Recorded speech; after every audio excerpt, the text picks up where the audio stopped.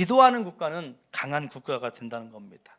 기도하는 가정과 교회는 강합니다. 우리가 왜 쓰러진지 아세요? 왜 우리가 무너진지 아세요? 기도하지 않으니까, 하나님 말씀 붙잡지 않으니까. 항상 여러분, 기도하는 사람 누가 제일 싫어해요? 저는 여러분들 기도하는 거 좋아해요. 저는 싫어하지 않아요. 사단이 싫어하잖아요. 우리는 어떻게 해요? 그럼 어떻게 해요? 우리 기도는 끊이지 않는 거예요. 기도하는 가정, 기도하는 교회, 기도하는 개인은 강하게 될 수밖에 없습니다. 세상에서 가장 강한 사람은 기도하는 사람입니다. 기도하는 성도는 맡겨진 영혼들을 쉽게 버리지 않아요.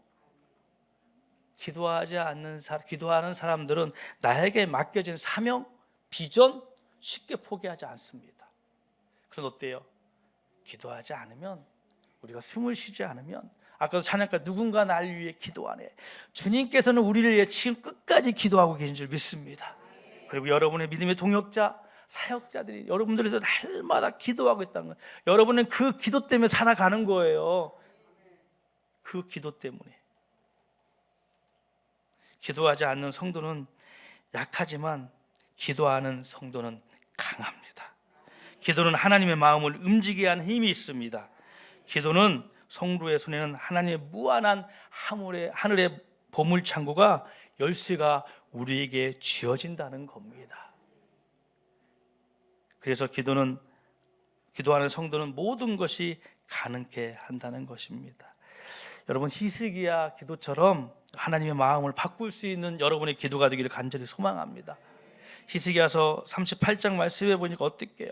이사야를 통해서 히스기야 열심히 왕의 통치, 막 우상을 제거했던 그 히스기야에게 어느 날 갑자기 목숨을 가져겠다는 이사야를 통해, 선지자를 통해서 하나님 말씀하는 거예요. 그러나 히스기야는 준비되지 않았을 거예요. 내가 지금 하나님 기도하고 하나님을 열심히 하는데 어느 날 갑자기 이사야 선지자를 통해서 내 생명을 거두겠다고 하는 그 천청병령의 말을 듣던 히스기야, 왕이었어요. 어떻게 하든 사람의 생각으로 자기의 병을 고칠 수 있는 마음이 있었을 거예요, 이사야에게는. 근데 히스기야는 그렇지 않았어요. 아무 말도 않고 뒤돌아서 하나님께 기도하는, 그 심히 통곡하는 그 히스기야 기도. 여러분, 우리의 기도가 그런 기도가 되어야 될 줄 믿습니다. 세상을 의지하지 않냐고 오직 하나님이 나의 모든 것이 되신 그 히스기야처럼 우리는 그 기도의 눈물이, 기도가 있을 때 그 기도는 나의 삶에 강한 무기가 될 수 있다는 것입니다.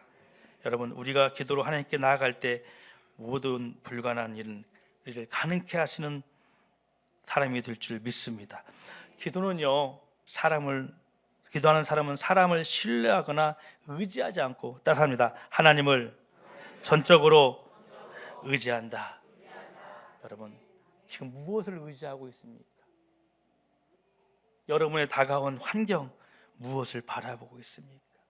여러분, 하루의 시간을 주어졌을 때에 여러분 삶 가운데 얼마나 나는 하나님의 말씀을 의지하고 그 말씀에 순종하는 모습을 하고 있는지, 이 시간에 우리가 이 시간 다시 한번 돌아볼 수 있는 귀한 시간이 되었으면 좋겠습니다.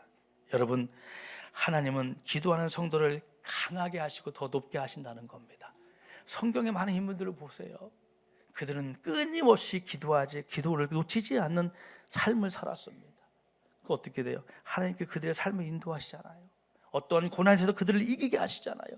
어떠한 고난에서 병에서도 낫게 하시잖아요. 그게 하나님의 우리의 기도의 능력인 줄 믿습니다. 시편 118편 9절에서 8절 말씀해 보니까 우리 함께 다 말씀을 선포합니다. 시작. 양보 낫다. 주님께 몸을 피하는 것이 높은 사람을 의지하는 것보다 낫다. 아멘. 여러분, 주님께 몸을 피하는 것이 사람을 의지하는 것보다 뭐라고요? 낫다는 겁니다. 정말 여러분들 사람을 의지 않고 주님께 여러분의 몸을 피하고 있습니까? 여러분의 삶을 맡기고 있습니까? 아니면 내가 무언가를 높이자고 하는 그 삶을 나는 달려가고 있지 않은지 우리 생각해 봐야 된다는 것입니다. 또한 마태복음 23장 12절 말씀해 보니까 누구든지 자기를 높이는 자는 낮아지고 누구든지 자기를 낮추는 자는 높아지라고 말씀해 주고 있습니다. 여러분, 바운드라는 신학자는요, 기도는 자기를 낮추는 일이다. 그것은 인간의 지성과 자존심을 부끄럽게 하고 헛된 영광을 십자가에 못 박고 영적 타락을 경고해 준다라고 바인즈 신학자는 말하고 있습니다. 여러분, 세상에는 두 종류가 사람이 있습니다. 하나는요, 운명에 끌려 다니는 사람이고요, 다른 한 사람은 소망과 다른 한 사람은 운명은요 극복하고 있는 사람을 말하고 있습니다. 이런 자들은 이런 사람은 운명을 거부하고요, 운명을 도전하며 창조적으로 극복하는 사람들이 많습니다. 여러분, 운명은 그 무엇일까요? 운명이라는 단어를 제가 국어사전에 한번 찾아봤습니다. 인간을 지배하는 필연적이고 초자연적인 힘을 가지고 있답니다. 또 하나는 그 힘으로 말미암아 생기는 길흉화복이라는 뜻이 있습니다. 여러분, 길은 뭐냐? 좋은 일을 말하고 있습니다. 흉은 뭐냐? 나쁜 일을 말하고 있습니다. 화는 재앙을 이야기하고 있습니다. 복은요, 행복을 뜻한다고 합니다. 또 하나의 설명이 있습니다. 타고난 운수나 수명이라고 말하고 있는 것을 볼 수 있습니다. 여러분, 대부분의 사람들은요, 인간으로 태어날 때부터 모든 것이 결정되어졌다고 믿고 있다는 것입니다. 이것을 믿는 사람 근거는 바로 사주팔자죠. 인간은 사주팔자라는 운명의 사슬에 묶여진 존재라고 말하고 있습니다. 그래서 대부분 사람들은 어려운 일이 다시 올 때 체념하며 그것을 받아들인다는 겁니다. 아이고, 내 팔자야. 여러분 많이 쓰시죠? 아이고, 내 팔자야. 많이 쓰잖아요. 아니면 다 내 죄지. 아이들 보고 야, 다 내 죄지. 이걸 많이 쓰시잖아요. 모든 것을 팔자의 소관으로 돌린다는 겁니다. 그리고 자신의 운명이란 굴레에서 가둬두고 평생 불행하게 사는 사람들이 많다는 것입니다. 여러분, 잠깐 우리가 사주팔자에 얘기했지만 우리들의 삶이 그렇진 삶은 아닌가요? 주님을 생각하면서 교회를 다니고 수년간 교회를 다니고 우리가 누구인지 정체성을 모르고 살아가는 우리의 삶은 있지 않은지 우리는 생각해 봐야 된다는 겁니다. 여러분, 믿는 사람에게도 마귀가 얼마나 운명론의 얽매이게 살게 하고 발목을 잡는지 모릅니다. 여러분, 그렇잖아요. 기도하고 말씀하고 하나님 앞에 가까이 가면 뭔가가 우리에게 환난이 오고 고난이 오고 어려움에 우리가 처해 있는 걸 볼 수 있잖아요. 여러분, 저와 여러분은 어떻게 해야 할까요? 과연 그렇다면 우리는 어떻게 살아가야 될까요? 성경은 어떻게 말하고 있나요? 사주팔자를 믿는 것이 아니라 우리는 하나님 아들 예수 그리스도의 부활과 천국의 소망을 두고 살아가는 우리들이 되어야 될 줄 믿습니다. 아이고, 내 팔자가 아니라 하나님이 함께 하시는 그 인생의 삶을 맡길 때에 우리의 인생이 하나님이 함께하는 그 인생 가운데 살아가는 저희들이 될 줄 믿습니다. 여러분은 빌립보서 4장 13절의 말씀해 보니까 믿는 자 안에서 내게 능력 주신 자 안에서 모든 것을 할 수 있느니라. 그렇다면요, 내게 능력 주시는 자가 내 안에 정말 있는지, 내 삶 가운데 정말 그 능력으로 행하시는 그 하나님을 내가 의지하고 나가는지 우리는 생각해 봐야 된다는 것입니다. 내게 능력 주신 자 안에서 내가 모든 것을 할 수 있음을 고백하는 저와 여러분 되시기를 간절히 소망합니다. 또한 마태복음 9장 23절에 예수께서 이르시되 무슨 말이냐, 믿는 자에게는 뭐라고요? 능치 못함이 없는 여러분의 축복이 있기를 간절히 소망합니다.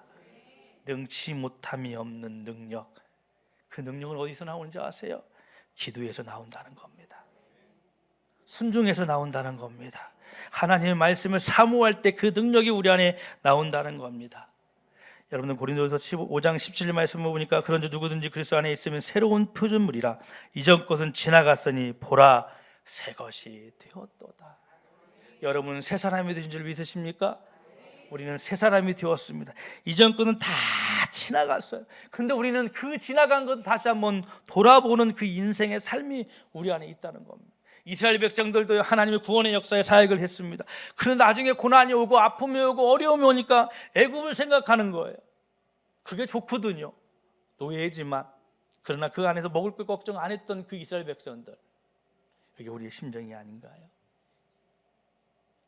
나는 새로운 사람이 되었다고 고백하지만 때로는 나의 인생의 삶을 뒤돌아보는 시간도 있다는 겁니다.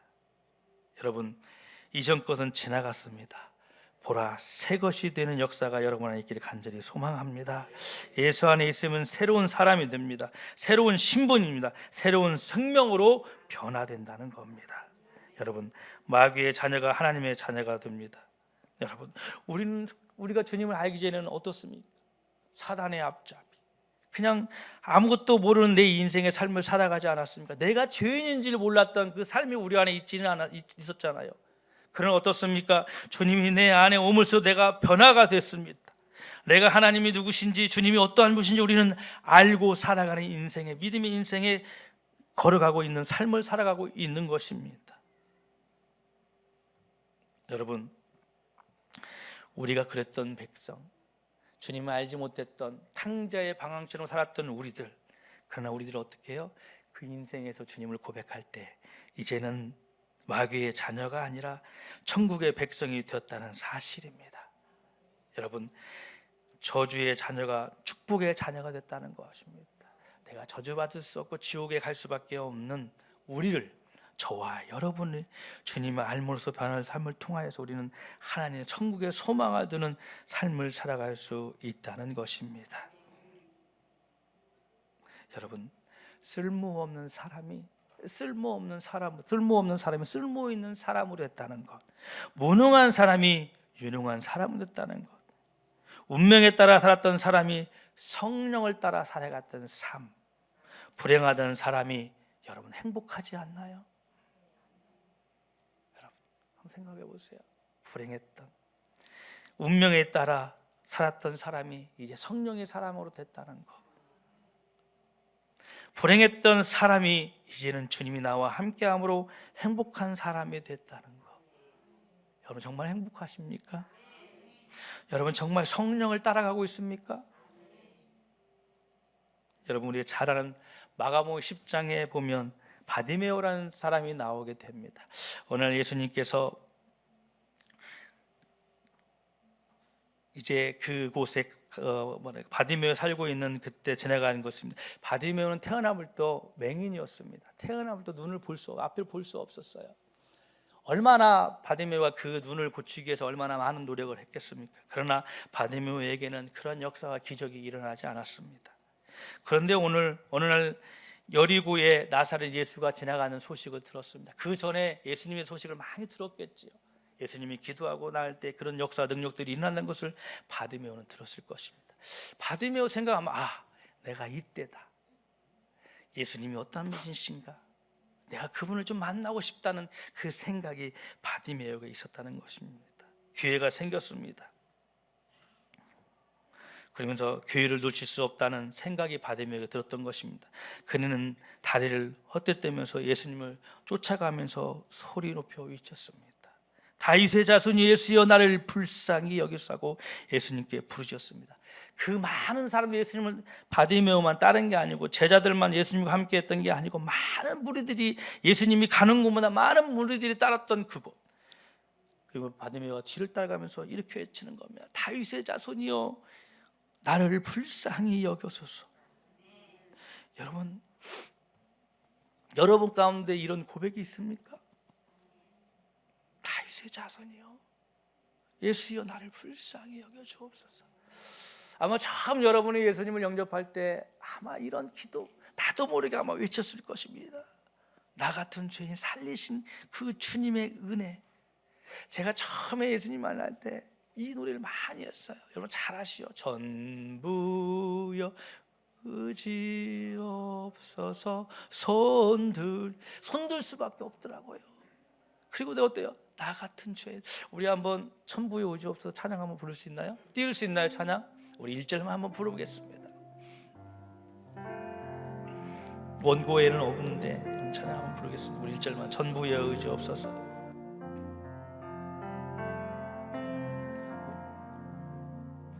전부의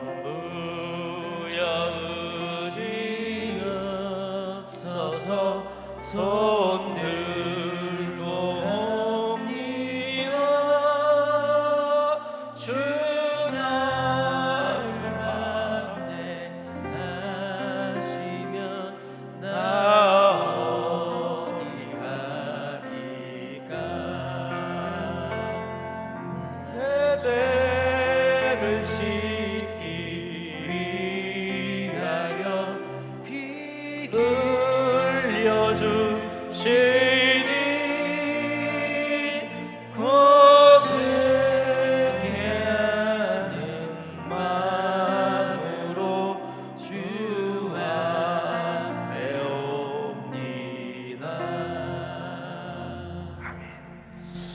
그게 우리의 마음과 우리의 발걸음이 되어야 될 줄 믿습니다. 아마 바디메오도 그랬을 것 같아요. 아무것도 없는다. 인생에 살면서 앞을 보지 못하는 그 바디메오 인생이 우리가 예수님이 알았을 때 우리는 눈먼 사람이 되지 않았나는 생각을 말씀을 준비하면서 해봤습니다. 그런데요, 세상의 눈과 영적인 눈으로 우리가 변화됐다는 거예요. 내가 세상을 바라보는 것은 너무나 좋았어요. 세상을 보기 너무 활락해요. 내가 뭔가를 할 수 있어요. 그러나 내가 우리가 예수 그리스도를 만난 뒤부터는 이 눈이 세상의 그냥 나의 삶의 눈이 아니라 영적인 눈으로 변화됐다는 겁니다. 바디메오가 그랬어요. 얼마나 그 눈을 떠고 싶었어요. 그런 거예요.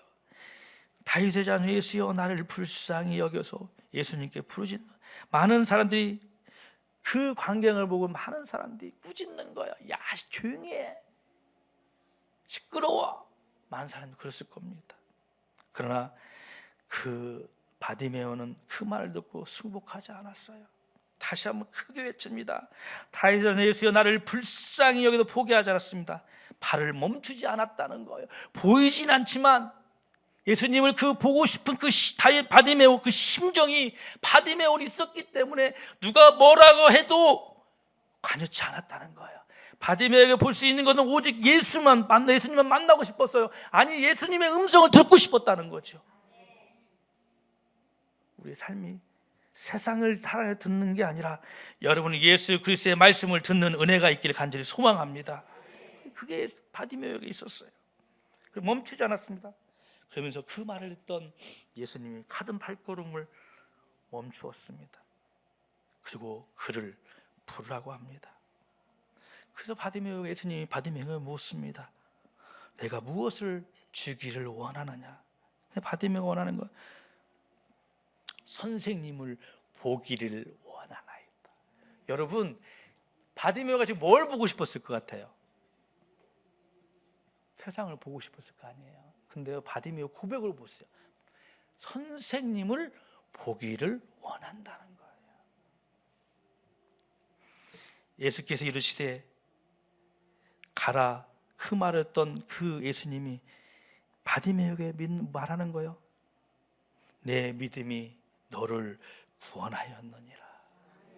그 바디메오 고백, 예수님을 보고 싶습니다. 그러니까 예수님이 기도도 안 해요. 내 믿음이 너를 구원해. 그 믿음을 본 거예요. 그 바디메오 고백, 다윗의 자손이여 나를 불쌍히 여겨서, 그런 고백이 예수님이 들었잖아요. 2번이나 들었잖아요. 그리고 그를 불렀어요. 그리고 예수님이 바디메오야, 당신 나를 뭘 낳기를 원하냐, 뭘 주기를 원하느냐. 그러니까 아무것도 필요 없어요. 바디메오는 앞에 있는 예수님을 보고 원했다는 겁니다. 여러분은 필요한 건 무엇입니까? 지금 현재 우리에게 놓인 것은 무엇입니까? 우리는 지금 무엇을 보고 가고 있습니까? 여러분, 바디메오의 고백처럼 예수만 보고 가는 저와 여러분 되시길 간절히 소망합니다. 여러분, 날마다 고백하냐뇨? 길이요 진리요 생명이신 예수가 답이다. 답은 정해졌는데 우리는 그 답을 가지 않나요? 얼마나 많은 예수님께 그 답을 보여주셔야 되나요? 아니에요. 다 보여주셨어요. 이 안에 답이 다 있는데 우리는 이 안에 있는 것들을 하지 않고 벗어나려고 그래요. 벗어나려니까 우리가 어려움이 오고 환난이 오고 고통이 오는 겁니다. 그러나 이 안에 성경 66권 안에 예수님께서 창세기부터 계시록까지 말씀하신 그 안에 우리가 사로잡혀 있다면, 저와 여러분이 사로잡혀 있다면 원하는 대로 그 주신 하나님의 축복이 우리에게 임할 줄 믿습니다. 사랑하는 우리 성도 여러분, 바디메오는 자기에게 주어진 운명을 거부하고 부르짖었습니다. 신세를 한탄하지 않았습니다. 탄식도 체념도 낙심도 하지 않았습니다. 누가 뭐라고 해도 내 소리의 발걸음을 예수님이 멈췄다면, 누가 뭐라 해도 예수님이 나를 부르신다면 되는 거라는 그 바디메오 생각이 있었다는 것입니다. 누가 뭐라 해도 예수님이 내가 무엇을 주기를 원하느냐고 물으시면 된다는 그 바디메오의 확신이 있었다는 거예요. 누가 뭐라 해도 가라, 내 믿음이 너를 구원하였느니라 뭐 선언해 준다면 바디메오는 됐다는 것입니다. 누가 뭐라고 해도 못 보던 것을 보게 된다는 것입니다. 문제는요, 우리가 주님을 부르지 않는다는 거예요. 바디메오처럼 그 간절함이 우리에게 없다는 겁니다. 여러분, 2주 동안 우리는 겟셋만의 기도회를 통해서 많은 말씀을 통해서 은혜도 받고 기도하면서 성령의 역사를 많이 체험했을 것입니다. 우리가 살 것은 뭐냐? 따라합니다. 기도다. 우리가 살 수 있는 것은 기도와 주님의 말씀이에요. 기도하고 말씀이 이루어질 때 성령이 우리를 이끄시는 겁니다. 그 성령의 이끄심에 우리는 순종하는 겁니다. 그게 우리의 삶의 목표이고 우리가 가야 할 길입니다. 여러분, 포기하지 마십시오. 앞을 가로막고 마음이 아픈 소리를 사람들이 있을지라도, 여러분이 가는 고난과 할수있지라도 여러분 포기하지 마십시오. 하나님의 손은 위대하십니다. 하나님의 역사하신 것은 위대하십니다. 누구도 그것을 바꿀 수 없는 그 하나님의 손길이 여러분이 항상 있다는 사실을 기억하는 삶이 되시기를 간절히 소망합니다. 여러분, 예수님을 만나고자 하는 이런 사람 때문에 포기하지 마십시오. 은혜를 받는 일에 사람 때문에 시험이 와도 포기하지 마십시오. 더 심히 소리를 지를 수 있는 바디메오와 같은 마음을 가지시는 저와 여러분 되시기를 간절히 소망합니다. 사람들이 뭐라고 하면 어떻습니까? 그런 사람이 장애물을 넘어야 주님을 만날 수 있습니다. 내 모습 이대로 주님께 달려가십시오. 포기해서는 안 됩니다. 내가 지칠지라도, 내가 아직 내 믿음이 연약할지라도 우리는 포기하지 않는 거예요. 바디메오가 인생의 삶에서 만약에 자기의 눈에 이걸 고치지 않는 마음이 없었다면, 또한 주님이라는 그 보고자 하는 마음이 없었다면, 바디메오는 그 인생의 삶에 맹인으로 살 수밖에 없는 인생이었습니다. 우리도 마찬가지예요. 주님이 우리를 부르지 않고 내가 죄인을 고백하지 않았다면 나는 죄인과 같이 살 수밖에 없는 우리 인생의 삶이었다는 겁니다. 그러나 바뀌었잖아요. 무엇로요? 주님을 찬양하고 기도할 수 있는 사람으로 우리는 변화됐다는 것입니다. 여러분, 오늘 본문 말씀, 우리 본문도 안 읽었어요. 그죠? 이제 본문 들어가야 되는 건데 우리 본문 한번 보겠습니다. 좀 다른 내용이라 우리 장 목사님이 한 주간 막 이 엘리야를 통해서 많이 기도했기 때문에 저는 그냥 간단하게 말씀을 하겠습니다. 우리 말씀 한번 보겠습니다. 열왕기상 18장 41절에서 마지막 46절까지 우리 한 목소리 말씀을 선포합니다. 시작. 말하였다. 빗소리가 크게 들리니 이제는 올라가서 음식을 드십시오. 아합이 올라가서 음식을 먹었다. 엘리야는 갈멜산 꼭대기에 올라가서 땅을 바라보며 몸을 굽히고 그의 얼굴을 무릎 사이에 넣었다. 그리고는 그의 시종에 올라가서 바다 쪽을 살펴보라고 하였다. 시종은 올라가서 보고 와서 아무것도 보지 않았다고 말하였다. 엘리야가 다시 그의 시종에게 7번을 그렇게 다 다녀오라고 하였다. 그 시종은 마침내 사람의 손바닥만한 작은 구름이 바다에서부터 떠올라 오르고 있다고 말하였다. 그러자 엘리야는 아합에게 사람을 보내어서 비가 와서 길이 막히기 전에 어서 병거를 갖추고 내려가는 말을 전하라고 하였다. 그런 동안에 이미 하늘은 짙은 구름을 캄캄해지고 바람이 일더니 곧 큰 비가 퍼붓기 시작하였다. 아합은 곧 병거를 타고 이스라엘로 내려갔다. 주님의 능력이 엘리야와 함께하기 때문에 엘리야는 허리를 동여 앞질러서 이스라엘의 오기까지 달려갔다. 아멘. 예, 오늘 말씀 우리가 너무나 잘 아는 말씀입니다. 그리고 그 엘리야의 기도가 힘이 그 기도가 운명을 바꿀 수 있는 그 이스라엘의 정말 비가 안 3년 6개월 동안 하나님의 말씀으로 내가 3년 6개월 동안 비가 안 내린다고 엘리야를 통해서 말했던 그 이스라엘의 3년 6개월 동안 비가 오지 않는 사건 속에서 오늘 본문은 앞에 본문을 보면 어떤 사건들이 있냐면 우리가 잘 아는 바알과 아세라 신의 850명의 신과 엘리야의 한 사람을 통해서 갈멜산에서 겨루는 것을 볼 수 있습니다. 그 가운데 겨루면서 막 얼마나 850명이면 얼마나 많은 사람입니까? 근데 하나님의 사람은 한 사람, 엘리야 한 사람밖에 없었다는 거예요. 누가 봐도 어때요? 그걸 광경을 보고 있던 이스라엘 백성들 많은 사람들은 분명히 뭐 바알과 아세라 신 섬기는 그 거짓 선지자들이 이길 거라고 저는 생각했을 겁니다. 많은 사람들이. 여러분, 사람의 수가 중요한 게 아니에요. 한 사람으로 하나님이 어떻게 역사하는 게 그게 중요한 겁니다. 그걸 하나님께서 보여준 거예요. 참 하나님을 보여주는 거죠. 바알과 아세라신이 아무리 섬기는 850명이 있을지라도요, 하나님을 신실하게 사랑하는 엘리야, 그 엘리야를 통해서 하나님의 기적의 역사가 이 우상을 섬기는, 그리고 그 당시에 우상을 바라보는 많은 그 지체 사람들에게도 보이는 그 사건이 오늘 이 사건이었어요.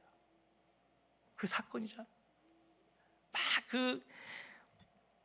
이기려고 그 갈멜산에 올라가서 얼마나 많은 구슬을 합니까? 그 바알과 아세라 신을 섬기는 그 많은 사람들이 막 850명이 얼마나 푸닥거리를 했었겠습니까? 왜요? 보여야 되거든요. 자기만 그 엘리야와 아합 왕과 그 다른 추종들만 그 갈멜산에 올라간 게 아니라 모든 시선이 지금 갈멜산에 집중되어 있어요. 왜요? 네? 850명을 섬기는 바알과 아세라 신의 사람과 선지자들과 사람들과 섬기는 그 종들과 하나님을 섬기는 엘리야에게 모든 시선이 있었을 거예요. 얼마나 엘리야에게는 많은 인간적으로 생각하면 많은 부담감도 있었을 겁니다. 그러나요, 그 한 사람에게 역사하시는 그 하나님, 왜 엘리야에게 함께했던 그 하나님이 지금 이곳에서도, 아니 그 바알과 아세라 신을 섬겼던 그 850명 가운데, 아니 아합에게 얼마나 이 사람이 나쁜 왕이었습니까?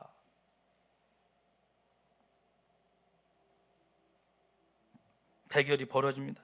하늘에서 불이 내리는 팀이 이기는 것으로 여겨지는 것을 볼 수 있습니다. 엘리야가 기도를 했을 때 그때 하늘에 불이 내려 모든 재물을 태우는 것을 볼 수 있습니다. 여러분, 850명과 일의 엄청난 승리입니다. 누가 봐도, 이것은 많은 사람들이 봐도 엘리야는 질 수밖에 없어 라고 많은 사람들이 생각했을 거라고 저는 생각합니다. 아니, 엘리야가 이길 거라고는 많은 사람들이 생각하지 않았을 거예요. 왜요? 그들은 그동안의 인생의 삶에 바알과 아세라 신이 그들에게 모두 전부라는 것을 생각했기 때문에. 왜요? 하나님을 알지 못했기 때문에. 이스라엘 백성들은 하나님을 알지 못하고 우상을 숭배하는 이 어리석은 백성들.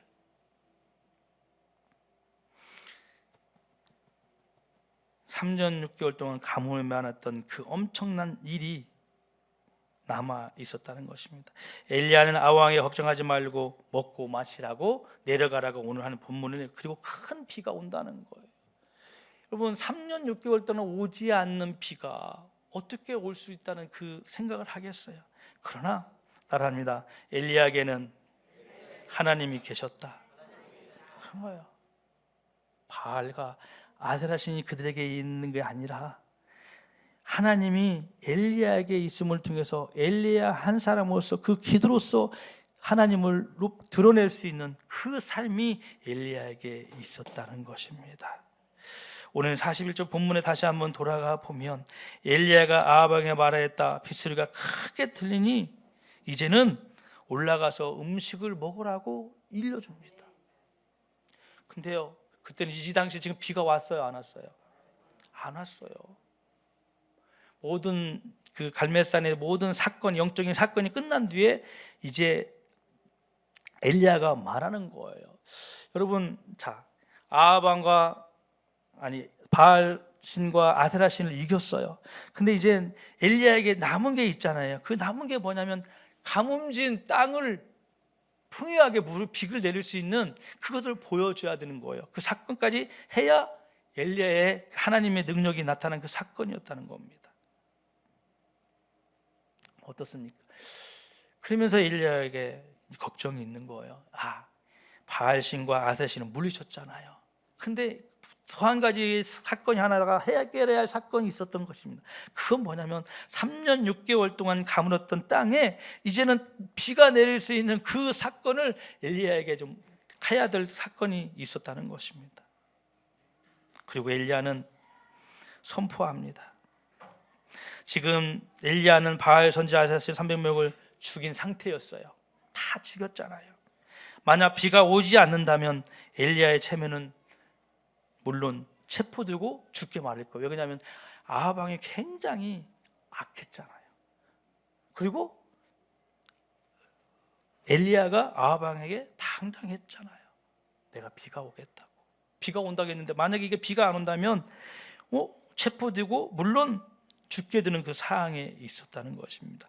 본문 42절 43절 한번 다시 한번 읽어보겠습니다. 시작.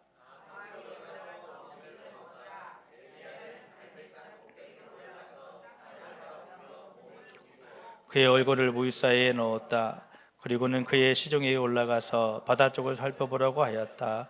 시종은 올라가서 보고 와서 아무것도 보지 않았다고 말하였다. 엘리야가 다시 그의 시종에게 7번을 그렇게 더 다녀오라고 하였다. 아멘. 보세요.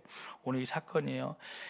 엘리야가 모든 사건에 이제 종지부를 찍고 갈멜산 꼭대기에 다시 올라갑니다.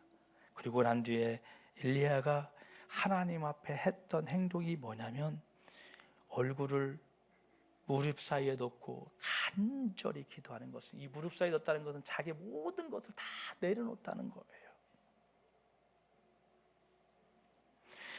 엘리야는 땅에 무릎을 꿇을 정도가 지나 얼굴을 무릎 사이에 넣고 깊숙이 자세로 기도하는 모습을 보고 있는 것을 우리는 말씀을 통해서 볼 수 있습니다.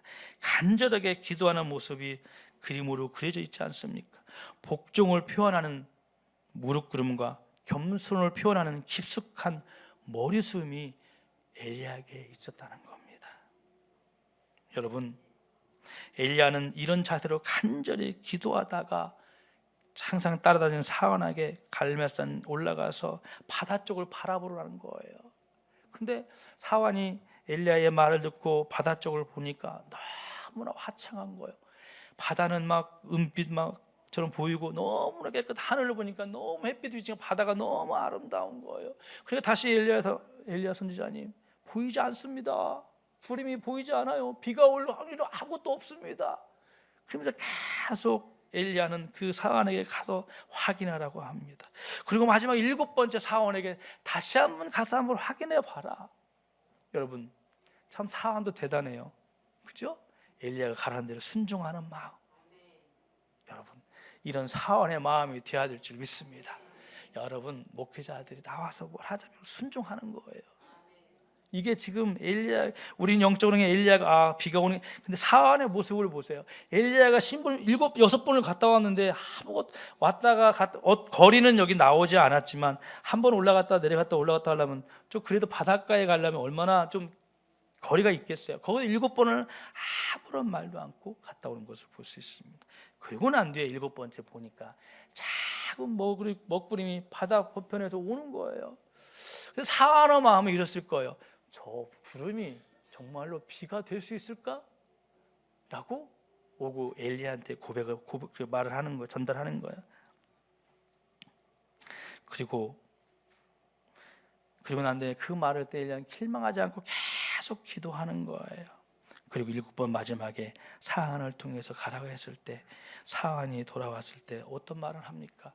저 건너편에 작은 먹구름이 하나가 오게 되는 것을 볼 수 있다고 합니다. 여러분, 우리가 잘 아는 그 7의 숫자는요, 하나님의 완전한 숫자나요, 승리의 숫자나요. 그래서 성경에 보면 7개가 나옵니다.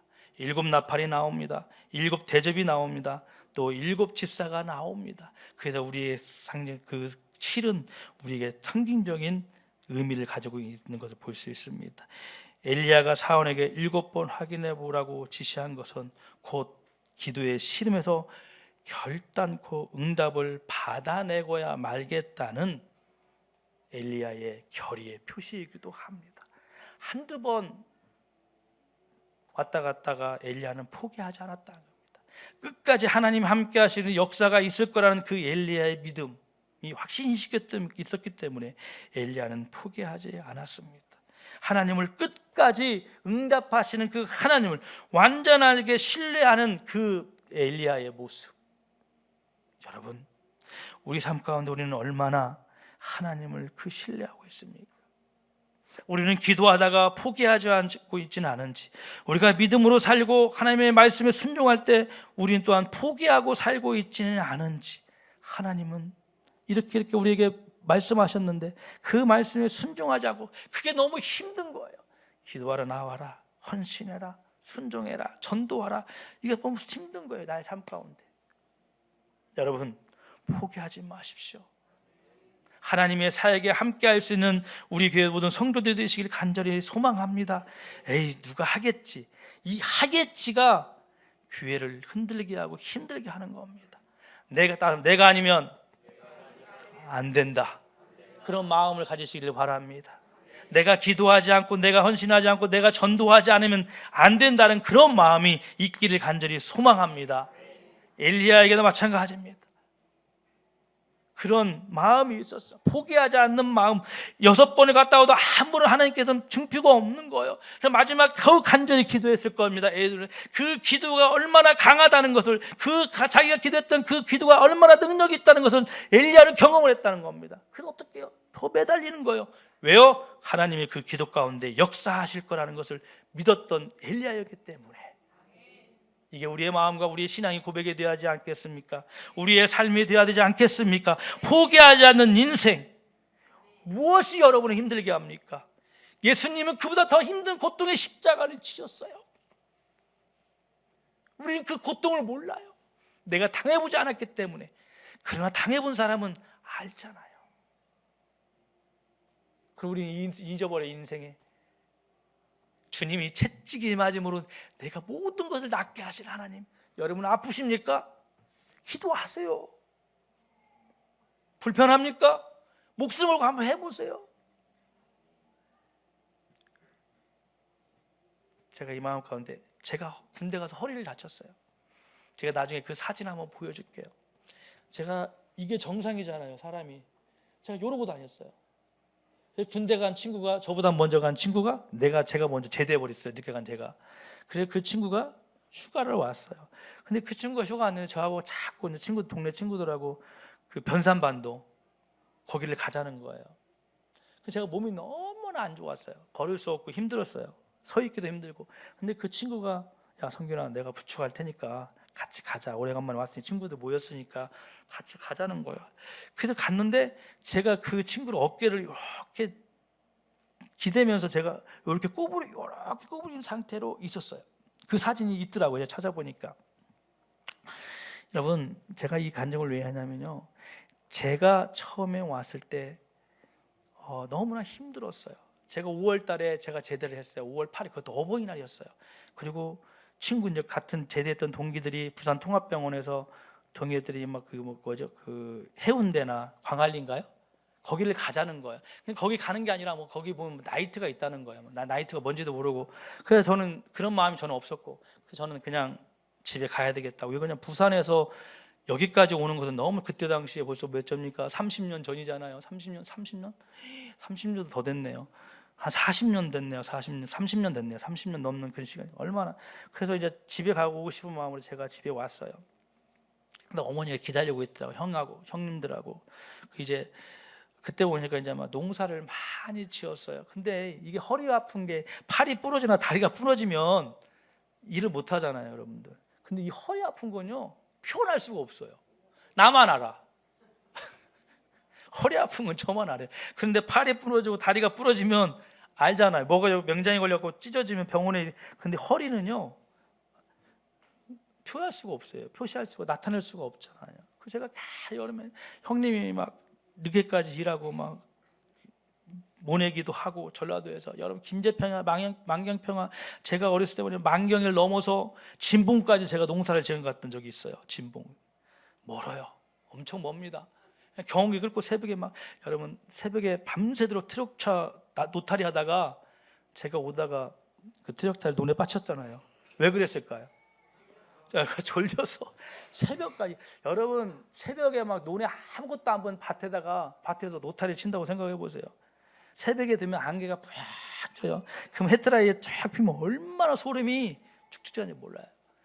그러다가 이제 제가 병원에 다니면서 익산까지 다니면서 제가 침을 맞고 막 기도하면서 그랬어요. 근데 내가 너무 아파하니까 막 저녁마다 이불 들고 교회로 가서 막 밤새 기도하고, 그래서 저희 누님이 야 너 미쳤냐? 그럴 힘 있으면 병원 와서 입원해서 수술하라고 막 그렇게 권했던 어떤 누님이었어요. 그래서 저는 막 기도하고 싶었어요. 그리고 모든 성도들 목사님이 선포를 했어요. 야 우리 오성균 전도사가 이제는 나아야 되니까, 수술 않고 나와야 되니까 우리 다 기도. 저를 위해서 굉장히 많은 분들이 교인들이 기도했어요. 제가 너무 못 참고 있어요. 내가 그 목사님들 찾아가서 목사님 저 수술하고 싶습니다 그랬어요. 제가 이제 하도 힘들게 하니까 목사님께서 그래 그러면 하자. 그래서 이제 예수병원에, 전주 예수병원에 있는 그 병원에, 그 정시 전라도에서 제일 좋은 큰 병원이었어요. 그래서 이제 가서 입원을 했습니다. 입원하고 금요일 날 하고 월요일 날 수술을 하게 됐어요. 잡혔어요. 막 그 MRI를 찍는 거 제가 굉장히 싫어합니다. 왜 그러냐면 군대에서는 요만한 주사를 허리에 들어간다고 생각해 보세요. 제가 그걸 또 경험하게 됐어요. 병원에서. 근데 그걸 맞고 있는데 이 다리 온 하반신이 마비된 것처럼 제가 느낌을 받았어요. 그리고 이제 어느 정도 회복이 되더라고요. 그러면서 제가 이제 뭐라 할까요? 수술할 날만 월요일만 기다렸어요. 막 마음이 좋았죠. 누워 있으면 허리는 안 아파요. 돌아다니는 거기다 어떻게 요만한 꼬마가 이번에 같이 형 뭐 삼촌 하면서 이렇게 돌아다녔더라고요. 그냥 뭐 병원에 좀 쉬니까 안 아파요. 그러다가 이제 제가 수술을 하고 있는데 주일날 토요일날 목사님 오신 거예요. 갑자기 저를 딱 바라보면 야 성균아 너 수술하지 말고 가자 그러는 거예요. 제가 예, 목사님 지금 월요일날 수술 잡혔고 저는 수술해서 이거 빨리 낫고 싶은데, 목사님 오셔가지고 그때는 제가 목사님이 무조건 순종했거든요. 목사님 아버지 같은 분이셨기 때문에 그래서 순종했어요. 왔습니다. 그런데 제가 할 게 없어. 이제는 뭐 내가 할 수 있는 건 뭐가 있겠어요? 예, 기도밖에 없었어요. 그래서 매일 가서 하나님께 기도합니다. 진짜 막 이 허리를 제가 군대 가기 전에요. 제가 신학을 하면서 군대를 갔거든요. 군대 가서 제가 어떤 말씀, 시간 많이 지났네. 그러면서 많이 지났습니다. 그래서 이제 갔어요. 그러면서 제가 이제 기도했죠. 그러면서 이제 몸을 아끼지 않았어요. 막 일리 가서 일하고 저녁에는 기도하는 겁니다. 바로 이게 교회라면 저희 집 옆에 길 한 사이에 있었어요. 저를 부르면 목사님 우리 집에서 싸우는 것도 들리고요. 목사님이 찬양하는 기도하는 거 보려고 탁구 치는 것도 보여요. 목사님 굉장히 탁구를 좋아하셨거든요. 그럼 탁구 상대가 없으면 저 탁구를 못 쳤거든요 그때. 근데 탁구 상대가 없으면 가르쳐 준다고 불렀던 그 시대. 제가 왜 하기냐면요, 제가 아팠을 때 수술도 못하는 그 과정 속에서 제가 했었던 것은 기도밖에 없었어요. 부르짖음밖에 없었어요. 하나님을 제가 만나는 그 귀한 시간이 그 밤에 일어났던 겁니다. 그럼 어느 날 갑자기요 제 몸에 이상이 생긴 거예요. 한 가지 말하고 제가 말씀을 마치겠습니다. 그리고 난 뒤에 제가 가을에 일을 했어요. 가을에 하면 무슨 일을 하신지 아시죠? 9시 10시까지 콤바인을 해요. 트럭 뒤에 타작하는 거. 제가 형님 그 콤바인을 따라다니면서 제가 뒤에서 이 별을 나락을 덮고 막 그랬던 시절. 2시, 3시, 9시, 10시까지 늦으면 막 11시까지. 그런데 좀 제가 식사하기 전에 좀 이상한 얘기인데 제가 배가 너무 아팠어요. 배가 일을 하다가 참을 수가 없었어요. 무슨 말씀인지 아시죠? 안 하게 참을 수가 없었어요. 그래서 어떻게 해요? 급하게 볼일을 봤어요. 그리고 왔어요. 그리고 그 논에 있던 그 지인, 형님, 친구분 어머니가 우리 어머니에게 그러는 거예요. 이런 말 해도 되나? 누가 많이 쌌어. 논에다 싸놨다는. 근데 거기에 피가 있더라는 거예요. 거기에 같은 인데 피가 너무 핀지 뭔지를 모르겠다. 저는 밤이라 뭔지 확인할 수가 없는 거잖아요. 그리고 왔어요. 근데 제 몸에 그때부터 변화가 일어나는 겁니다. 그때부터 허리가 정상적으로 돌아오는 거예요. 그리고 형들이 저를 부러워했어요. 아픈 형들, 허리 아픈 형들이 야 성균이 너는 어떻게 하냐? 나는 하나님의 치유했어. 그리고 지금 얘가 요즘에 제가 정신을 못 차리면 하나님께서 허리를 건듭니다. 다른 생각을 가지고 제가 군대 가기 전에 그랬거든. 나는 군대 가면 오면 나는 사역을 안 하겠다고. 근데 허리를 만지셔버리더라고, 군대에서. 그냥 유격하는 시간인데도 다칠 수 없는 상황이 상황은 없었어요. 근데 이상하게 미끄러워진 그 시간에 제가 떨어진 거예요. 그리고부터 내 삶의 변화가 일어난 거예요. 어떻게 변했을까요? 새벽마다 병원에 가는 기도마다 하나님, 제가 여기서 수술하지 않고 나가면 다시 하나님의 길을 걷겠습니다. 제가 베드로의 인생을 산 것 같아요. 제가 예수님을 3번 사역을 부인했어요. 다시 돌아왔어요. 어디로? 지금 이 자리로. 3번은 군대 가기 전에 1번, 그리고 군대 제대해서 가면 하겠다고. 근데 제가 그만뒀고, 또 제가 설빙을 하기 전에 제가 다 내려놨거든요. 제가 3번을 부인했어. 난 사역을 안 하겠다. 근데 하나님께서 내 생각과 방법을 바꾸시더라고요. 여러분, 이 가운데 많은 말씀이 있었지만 여러분, 기도는 강합니다. 기도는 강해요. 어떠한 누구도 그 기도는 무너질 수 없는 그 기도가 여러분의 있기를 간절히 소망합니다. 여러분, 항상 있으세요. 기도는 강하다. 주님은 강하시다.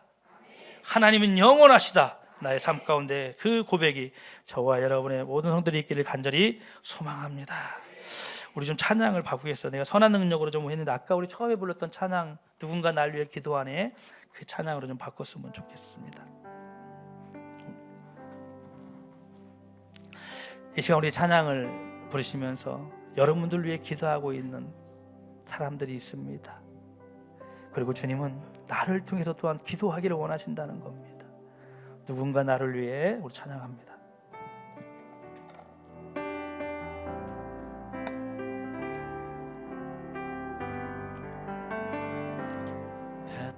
당신은 지쳐서 기도할 수 없고 눈물이 빗물처럼 흘러내릴 때 주님은 당신의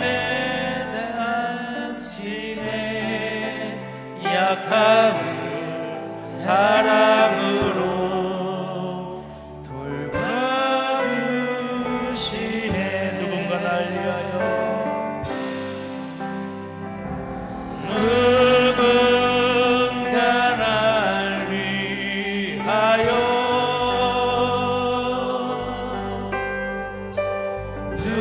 누군가 기도하네.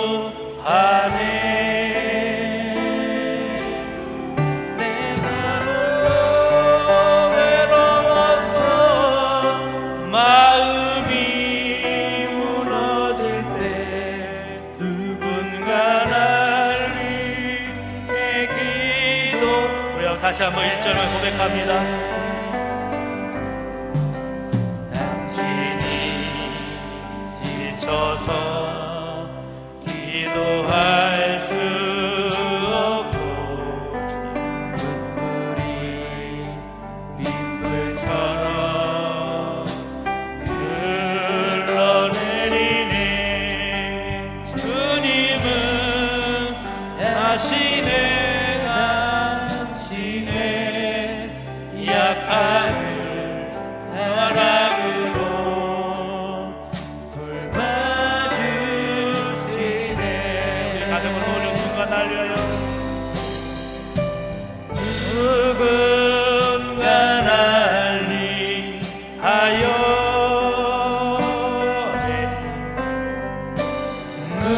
누군가 기도하네.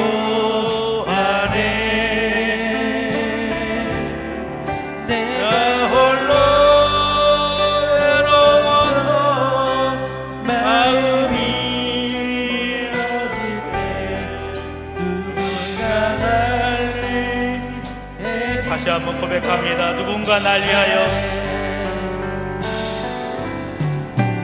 누군가 날 위하여,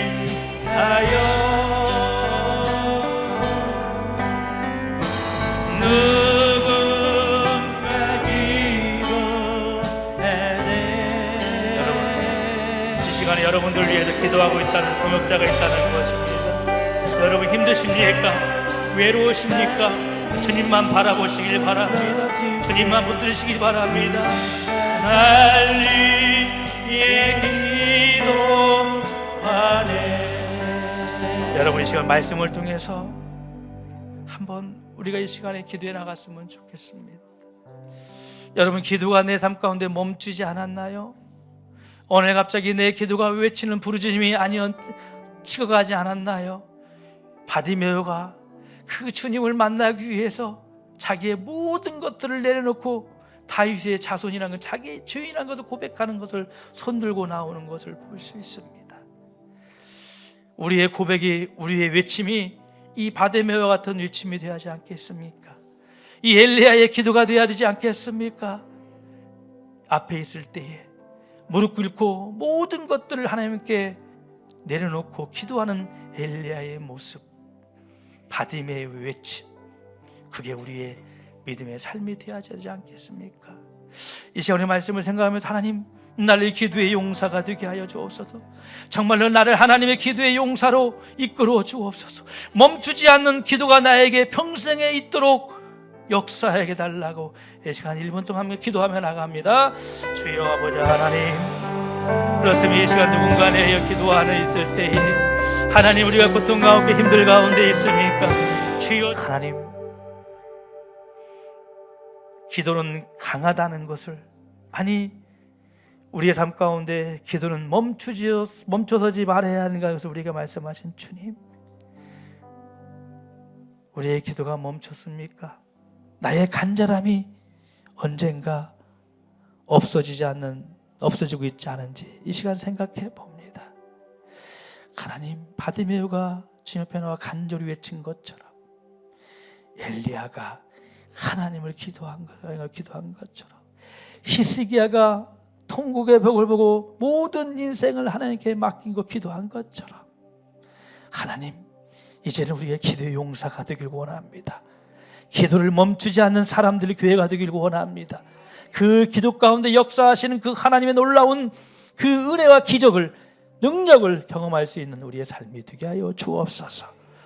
지금은 우리 주 예수 그리스도의 은혜와 하나님의 사랑하심과 이제 기도의 용사가 되기를 원하는, 소망하는 모든 성도님 머리 위에, 가정의 직장 위에, 삶의 일터 위에, 자녀들을 위해 영원토록 함께 하시기를 간절히 축원하옵나이다. 아멘.